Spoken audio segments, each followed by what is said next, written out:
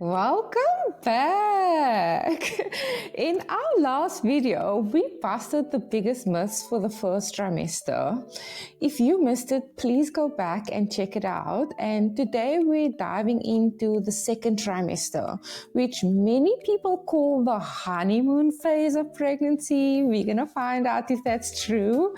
So, your energy is returning, morning sickness might be gone, and you're starting to see that beautiful bump emerge. You're starting to come into your mama self, starting to enjoy all the pleasures without being sick all the time. But also, with that growing bump comes a whole set of questions and also a lot of bad advice, if we are being honest. So, Zoe and I want to make sure that you have the best and science backed information of your entire pregnancy because everybody deserves that. So, if you haven't yet, please do hit the subscribe button and join us for this new series. People will start to tell you to stop lifting things to avoid twisting motions, and you might start wondering if your regular workouts are still safe. So, today we're going to give you the trainer's guide to the second trimester, and we'll show you how to adapt your workouts for your changing body because your body is changing, bust the myths around strength training, and of course, reveal the single most important modification that you need to keep you and your baby safe because that is important. Yes, and this is the trimester where you can really actually build strength for what is to come because that is important. So, let's talk about how we do this smartly and safely.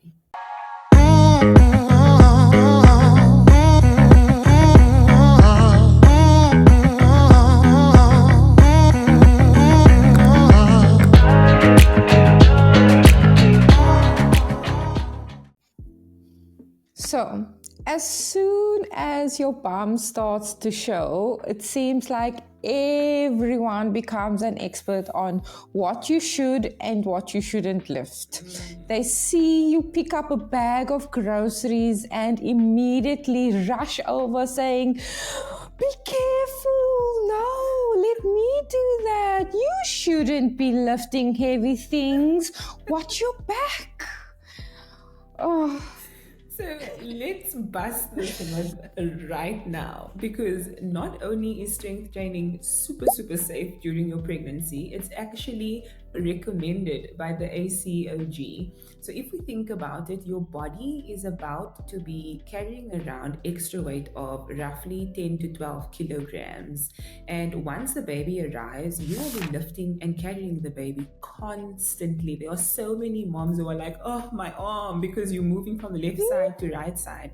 So strength training is what prepares you for all of that.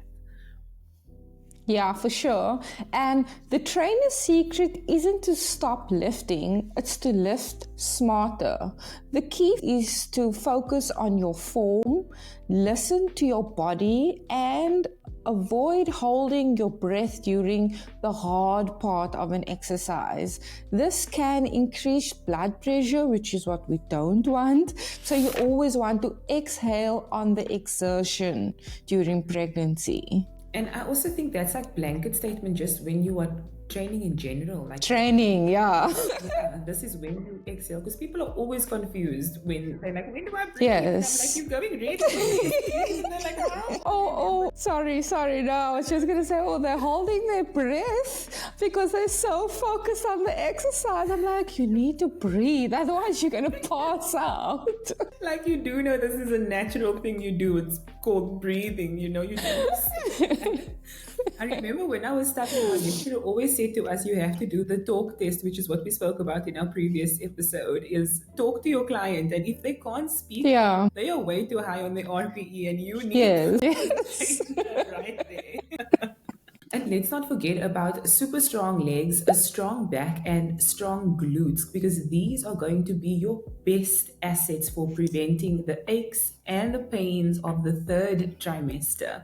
So keep doing your squats, keep doing your lunges and your bent over rows. You are not fragile in this time. You are building strength that you need, not only for pregnancy, but also for motherhood. Yeah, for the aftermath. It's a lifetime. It's a lifetime after that. Okay, this is probably the most important safety rule for this trimester. After the first trimester, you need to avoid exercises that have you lying on your back for extended periods. This is known as the supine position when you are lying on your back. And if you guys are wondering why, let's explain. So, as your uterus gets bigger and naturally heavier, laying flat on your back can cause it to actually compress a major blood vessel called the vena cava. And it can I always love that word. Huh? That's such a beautiful word. Someone should name their child that, one of the celebs.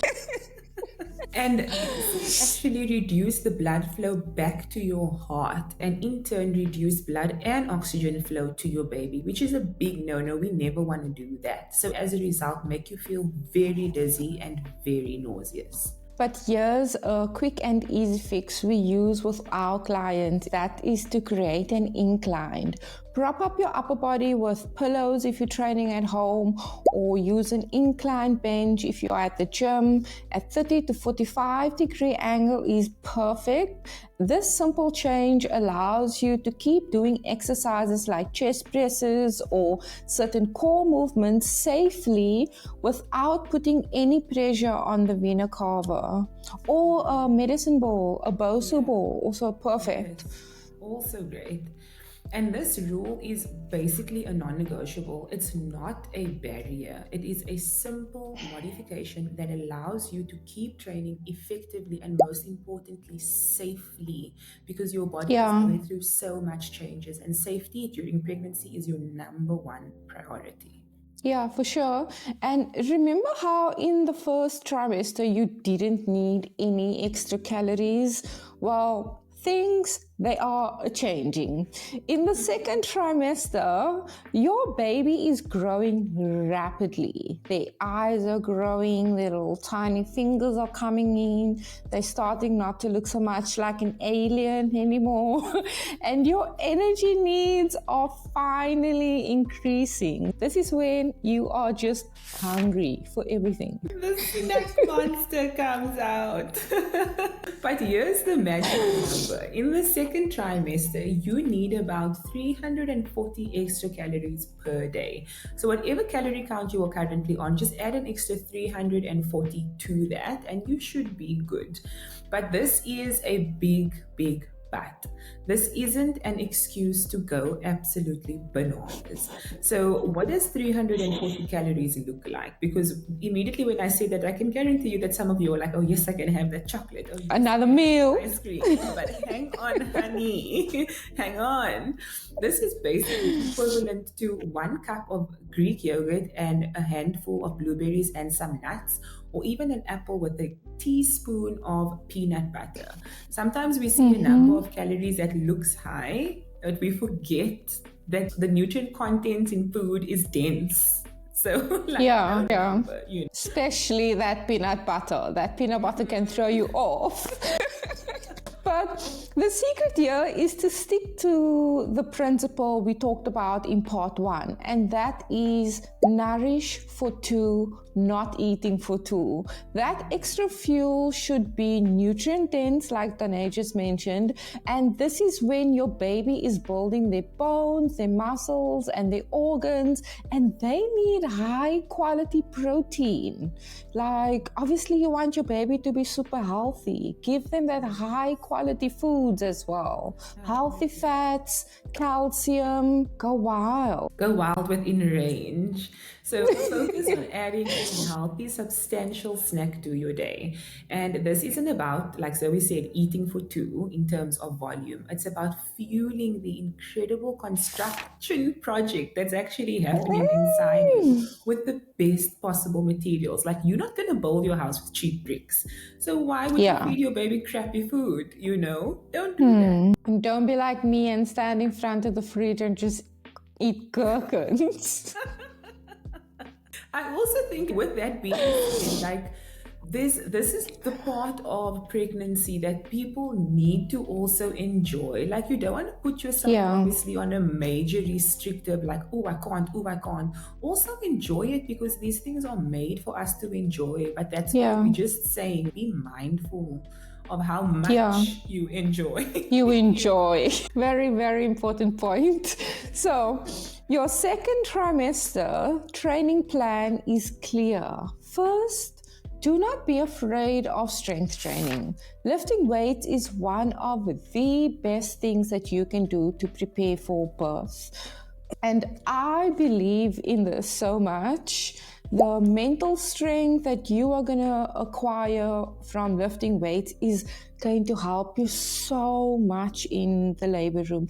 I was in labor for 48 hours. There's no way that I would have made it from that Monday till Wednesday when I actually gave birth without having some form of mental stamina.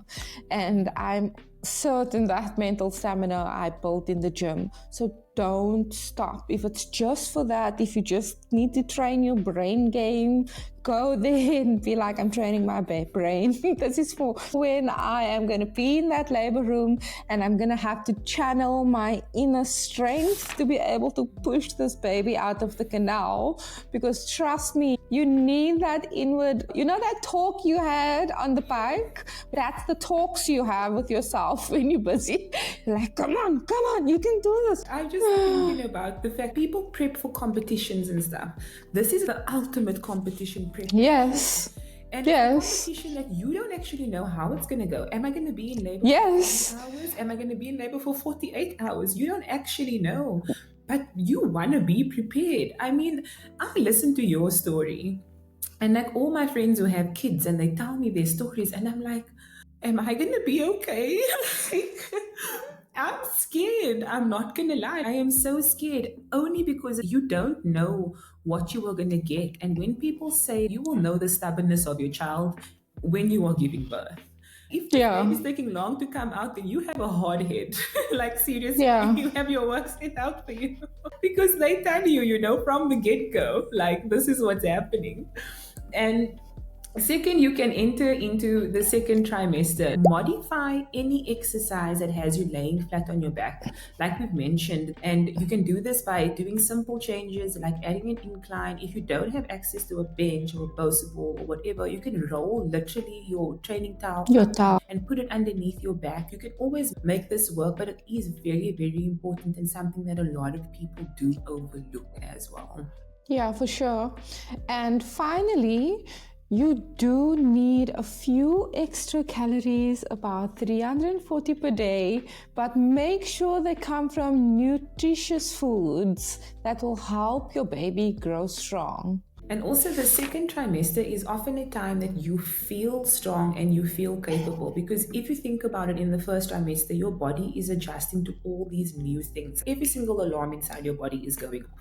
By the second trimester, your body would have adapted and adjusted to all of this. So naturally, you will feel more capable, because now you know, this time of the day, I feel like this. This is what my body is telling me, whatever. And the beauty of all of this is that you absolutely have to embrace it, because it's such a beautiful experience. But also get yourself ready in this process as well. And while you're getting yourself ready for the process, also get yourself ready for our next episode, because we are going to be heading for the home stretch and we will be talking all things third trimester. So we will cover how to prepare your body for labor and also, most importantly, the delivery of your baby. And if you haven't already, please subscribe to our channel so you don't miss out on anything. And if you're enjoying the series, please share it with any expecting parent who is tired of the outdated advice, and let's keep busting these myths together. See you in the next episode. Bye. Bye.